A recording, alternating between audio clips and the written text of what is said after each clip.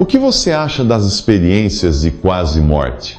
A resposta para as chamadas EQM, ou experiências de quase morte, é que se foi quase, então não foi morte. Esse tipo de coisa é prato cheio, ou devo dizer caixão cheio, para espíritas e pessoas que querem descobrir o que acontece depois da morte. Esse assunto também ajuda pastores pentecostais a arrecadarem mais dinheiro em seus cultos, trazendo pessoas que acham que morreram para dar testemunho. Quer saber o que acontece depois da morte?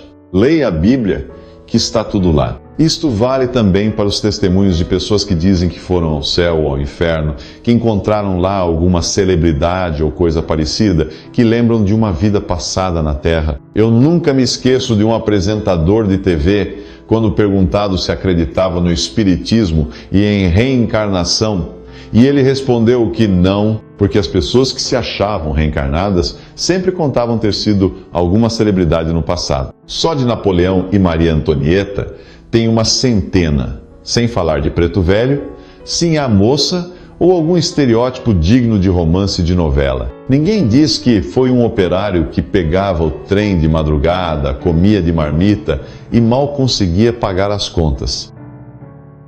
Acompanhe um site de casos de EQM, que significa experiências de quase morte.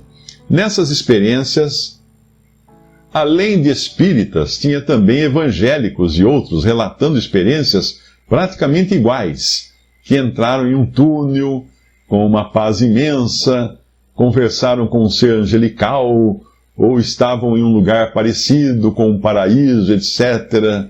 Essa história do túnel, eu sempre lembro do Shrek, o burrinho fala assim, se você entrar no túnel, não olha para a luz, não olha para a luz. As histórias são sempre assim, né? Bom, eu gostaria de saber por que tem muitos relatos parecidos que saíram de pessoas que saíram do corpo, viram os médicos tentando reanimá-los. Teve um relato que, para ter certeza que saiu do corpo, ele disse em detalhes coisas que não era para ele ter visto, sendo que o mesmo não tinha mais batimentos cardíacos quando ele teve essa experiência. Na minha humilde opinião, eu vi que não é mentira. Pelo menos sei que eles não iriam mentir, visto que eles falam com muita propriedade e sem pausas na fala. Resposta. EQM, a sigla EQM, ou experiência de quase morte, não é morte, como o próprio termo define, é quase morte. Quase não é lá ainda. Então não tem nada a ver com um morto, cujo corpo começa a se decompor depois do terceiro dia, e de repente ressuscita.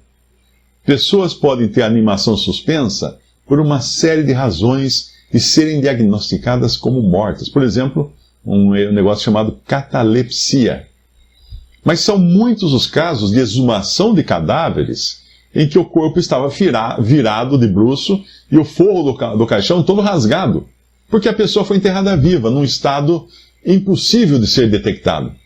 Muitos dos que contam de experiências de quase morte podem acabar enveredando pelo caminho da mentira, à medida que eles percebem que o seu discurso atrai adeptos.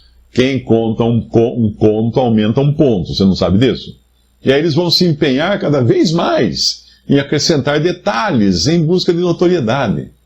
Eu saí voando no meu quarto e eu vi que lá tinha uma lata de refrigerante. Daí ele conta esse programa e ele fala assim, era Coca ou Pepsi? Era Coca. Daí ele vai sempre falar que é Coca. Mas não viu nada disso.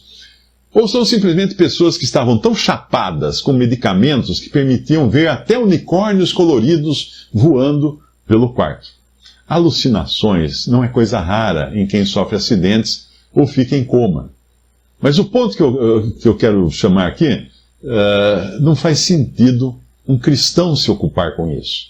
Nós não aguardamos a morte, nós aguardamos a vida. Mateus 8:22 diz, Jesus, porém, disse-lhes, segue-me e deixa os mortos sepultar os seus mortos. Então, quer um conselho? Deixa os mortos sepultar os seus mortos ou os quase mortos. Ok? Visite Respondi.com.br. Visite também 3minutos.net.